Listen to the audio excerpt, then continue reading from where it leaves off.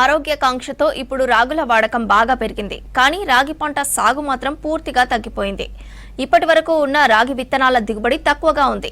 ఎక్కువ పోషకాలతో ఎక్కువ దిగుబడి వచ్చేలా నూతన వంగడాల తయారీకి పరిశోధనలు చేస్తున్నారు ఇక్రిసాట్ శాస్త్రవేత్తలు. ర్యాపిడ్ రాగి కాన్సెప్ట్తో పంట ఎదుగుదల కాలం 135 రోజుల నుంచి కేవలం 68 నుంచి 85 రోజులకు తగ్గించారు శాస్త్రవేత్తలు. దీనికి సంబంధించి ఇక్రిసాట్ శాస్త్రవేత్తతో మరిన్ని డీటెయిల్స్ శ్రీధర్ అందిస్తారు. రైతులకు ఎదురయ్యే సమస్యల దృష్ట్యా కొత్త రకం వెరైటీలు అవసరం పడతాయి. సో అట్లా కొత్త రకం వెరైటీలు తయారు చేసేందుకు ఏదైతే పరిశోధనలు జరుగుతుంటాయో ఆ రీసెర్చ్ స్టేషన్లో ఏళ్ల తరబడి కొత్త రకం వెరైటీల కోసం అయితే సైంటిస్టులు ఇబ్బందులు పడుతుంటారు. ఏదైతే కొత్త రకం తయారు చేసేందుకు చాలా ఏళ్ల పాటు వెయిట్ చేయాల్సి ఉంటుంది. సో ఇప్పుడు ఇక్రిసాట్లో శాస్త్రవేత్తలు దాన్ని సగానికి సగం తగ్గించారు. సో పంట కాలాన్ని తగ్గించడం ర్యాపిడ్ రాగి అనే పేరిట సో వాళ్ళొక కొత్త ఏదైతే ర్యాపిడ్ టెక్నాలజీ ద్వారా అత్యంత తక్కువ కాలంలోనే పంటను అయితే సీడ్ని తయారు చేసే అయితే చేస్తున్నారో. సో ఆ శాస్త్రవేత్త మనతో ఉన్నారు. సార్ చెప్పండి సార్, ఎట్లా ఉంది సార్ ఈ ర్యాపిడ్ రాగి డీటెయిల్స్ ఏంటి సార్, ఎట్లా ఉపయోగపడుతుంది సార్ భవిష్యత్ తరాలకు? మామూలుగా మనకి ఒక కొత్త వెరైటీ తయారు చేయాలంటే రాగి పంట కాలం 120 రోజులు. మనం ఒక కొత్త వెరైటీ తయారు చేసేటప్పుడు సంకరం చేసిన దగ్గర నుంచి పేరెంట్స్ని తర్వాత ఒక 4-5 జనరేషన్స్ మనం వాటిని ముందుకు తీసుకెళ్ళాలి. ఎందుకంటే జీన్స్ స్టెబిలైజ్ అవుతాయి, అది మనకు చాలా అవసరం. తర్వాత దీన్ని ఈ కొత్తగా డెవలప్ చేసిన వాటిని తీసుకెళ్ళి మనం రకరకాల ప్రదేశాల్లో మనం టెస్ట్ చేస్తాం, దానికి పర్ఫార్మెన్స్ బాగుందా లేదా అని. ఇది కేంద్ర ప్రభుత్వం ఆధ్వర్యంలో జరుగుతుంది, ఐసీఆర్ ఆధ్వర్యంలో. వాళ్ళు దేశంలో అన్ని రీసెర్చ్ స్టేషన్స్లోనూ వీటిని పండించి వీటికి పర్ఫార్మెన్స్ బాగుందా లేదా మార్కెట్లో ఉన్న బెస్ట్ కల్టివార్తో దీన్ని కంపేర్ చేసి చూస్తారు. ఆ టెస్టింగ్ అయితే మనం మార్చట్లేదు, అది అలాగే ఉంటుంది. కానీ అక్కడ దాకా వెళ్లే ముందు 4 to 5 జనరేషన్స్ మనం ఇక్కడ రీసెర్చ్ స్టేషన్లో వర్క్ చేస్తాం వీటి మీద. ఇప్పుడు ఒక రాగి పంట 120 రోజులు తీసుకుంటే మనకి సంవత్సరంలో 2 పంటలే సాధ్యమవుతాయి ఇక్కడ హైదరాబాద్లో. ఇక్కడ మాట చెప్పుకుంటే అది ఫీల్డ్ మీద వేస్తే, ఫీల్డ్ మీద వేసే వాటికి పండించడంతో పాటు అనేక ఇతర సమస్యలు కూడా ఉంటాయి. బర్డ్ డ్యామేజ్ జరగచ్చు, పక్షులు తినిపోతూ ఉంటాయి, లేదా జంతువులు డ్యామేజ్ చేస్తాయి, లేకపోతే అకాల వర్షాల వల్ల పంట పోయే అవకాశం ఉంటుంది. అదే మన కొత్త టెక్నాలజీలు ఇక్కడ పాలీహౌస్ లోపల కంట్రోల్డ్ కండిషన్స్లో మనం చేస్తాము.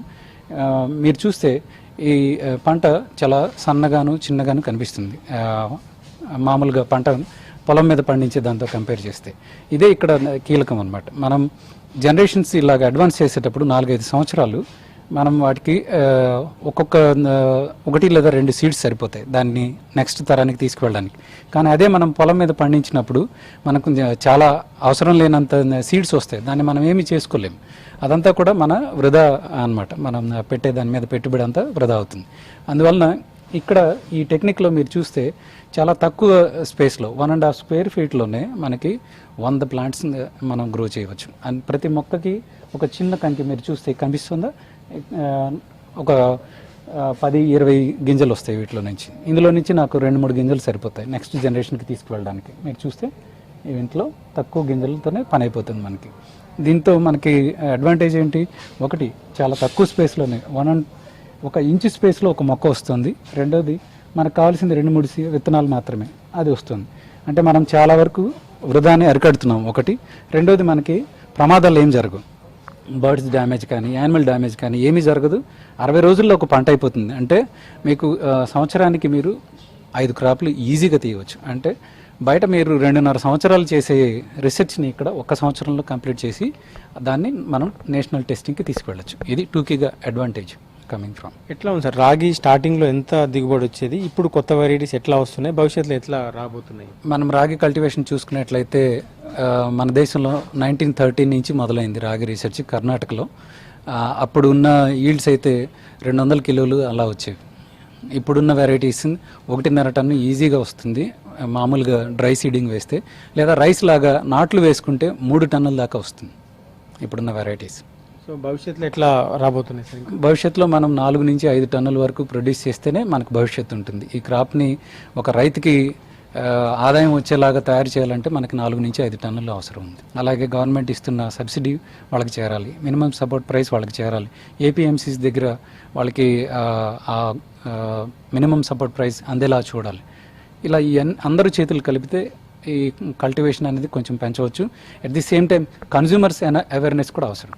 ఇది పండించిన రాగి తినకపోతే కన్జ్యూమర్ ఎక్కడికి పోతుంది, మళ్ళీ అది వృధా అవుతుంది. కాబట్టి అన్ని రకాలుగా అవేర్నెస్ క్యాంపెయినింగ్ అనేది అవసరం, పాలసీ సపోర్ట్ అవసరము.